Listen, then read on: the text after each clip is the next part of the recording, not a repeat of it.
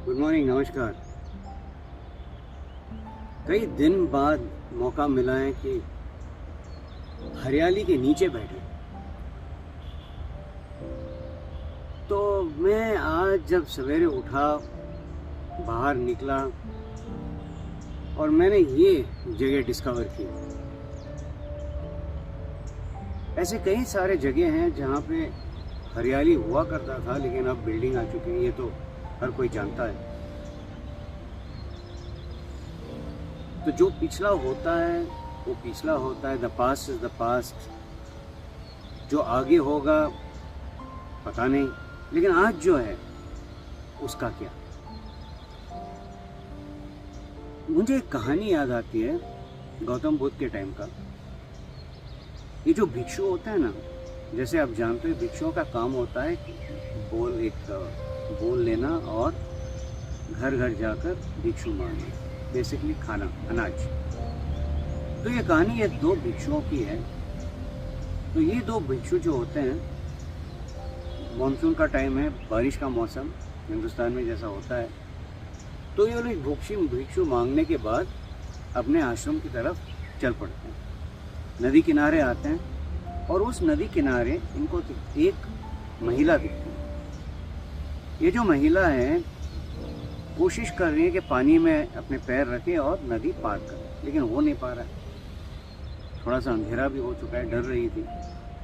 तो ये जो दो भिक्षु हैं एक दूसरे को देखते हैं और ये बोलते हैं पता नहीं। तो दोनों आगे जाते हैं उस महिला के पास और फिर पूछते हैं ये बात क्या है, आप क्यों इतने घबराए हुए हो।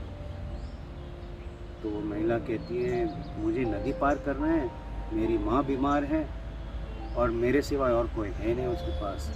हमें पता नहीं मैं कैसे नदी पार करूं, क्योंकि नाव जो था वो है नहीं। तो दोनों भिक्षु एक दूसरे को देखते, फिर ये एक भिक्षु आगे आता है और उस महिला को बोलता है अगर आप बुरा ना मानो तो मैं आपको नदी पार ले जाता हूँ। तो महिला कहती है और कोई चारा है नहीं, भिक्षु है ये, कोई हानिकारक चीज़ तो होगी नहीं। तो मान जाती है और ये भिक्षु महिला को उठा लेता है, लिटरली ऐसे नदी की तरफ जाता है, पैर पानी के अंदर रख के नदी किनारे से आगे बढ़ जाता है। जैसे ही वो पानी के अंदर पैर रखता है, उसको दिखता है कि वो जो दूसरा अपना दोस्त भिक्षु है वो बिल्कुल हैरान हो जाता है, क्योंकि जैसे आप शायद जानते होंगे भिक्षु ब्रह्मचारी जैसे होते हैं, औरत को उठाना दूर छूते भी नहीं। खैर कहानी ऐसे आगे बढ़ती है कि वो नदी पार कर जाता है। पार करने के बाद महिला को नीचे रखता है, महिला निकल जाती है। कुछ समय बाद ये जो भिक्षु जिसने महिला को उठाकर ले गया था वो दिखता है कि ये बड़ा ही चुप बैठा हुआ है अपना दोस्त। फिर उससे पूछता है कि बात क्या है भाई, तो इतना बेचैन क्यों है, तेरे अंदर बेचैनी क्यों है। क्या नहीं, क्या हम भिक्षु हैं, हम ब्रह्मचारी जैसे हैं, ब्रह्मचारी हैं, उन्हें महिला को उठा लिया। तो मुस्कुराता और बोलता है भाई मैंने महिला को उठाया, नीचे रख दिया और महिला को छोड़ दिया, तो क्यों महिला को अभी तक उठा रहा है। बात समझ में आई। कई बार हमारे साथ ऐसा ही होता है, जो चीज़ बीत चुकी है हम उसको अपने सर पे उठा के चलते हैं। जहाँ भी जाते हैं जिंदगी के हर कोने में हम उस पिछला बीता हुआ हिस्से को उठाकर सामने लाते हैं। कभी सोचा है क्यों, खैर वो छोड़। कभी सोचा है इन चीज़ों को जो बीत चुका है उसको आज के दिन लाकर फायदा क्या हुआ। खास करके वो चीज़ें जिससे आपको दुख हुआ, आपको परेशानी हुई। सालों पहले, स्कूल के टाइम, बचपन के टाइम, 10 साल पहले, 1 साल पहले, 2 दिन पहले, जो भी हो वो बीत चुका है।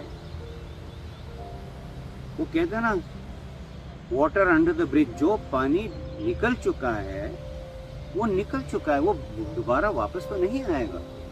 तो क्या फायदा उसको अपने दिल और जान से लगा कर रखना और बैठना, क्या फायदा होगा? फायदा कुछ नहीं होगा, नुकसान जरूर होगा कि आप यहाँ पे बेचैनी से जिंदगी गुजारोगे। आज के डेट पे जो काम करना है, जो इम्पोर्टेंट काम है, वो बिगाड़ दोगे। अपनी जितने भी आसपास की रिलेशनशिप्स हैं या बनाना चाहते हो वो बिगड़ जाएंगे, क्योंकि आपका मन क्लियर नहीं होगा, साफ नहीं होगा, क्योंकि कुछ ना कुछ कचरा भरा हुआ है पिछले टाइम का, जो आज मायने रखते ही नहीं है। तो क्यों करते हैं?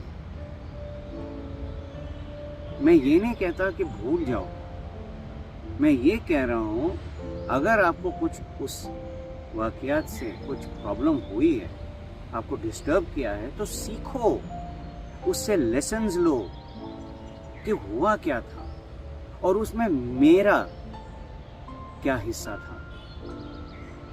जो भी हुआ हो, रिलेशनशिप में, काम में, सोसाइटी में, कुछ भी हुआ हो जिससे आपको दुख हुआ हो, क्यों?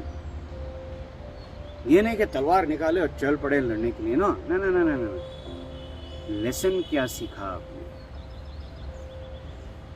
कितना वक्त अपने साथ गुजारा समझने के लिए कि मैंने सीखा क्या, और फिर आज के दिन मैं किस तरीके से बिताऊं और मैं किस तरीके से खुश रहूं आज के दिन। कल जो होगा होगा, देखा जाएगा, लेकिन आज का क्या?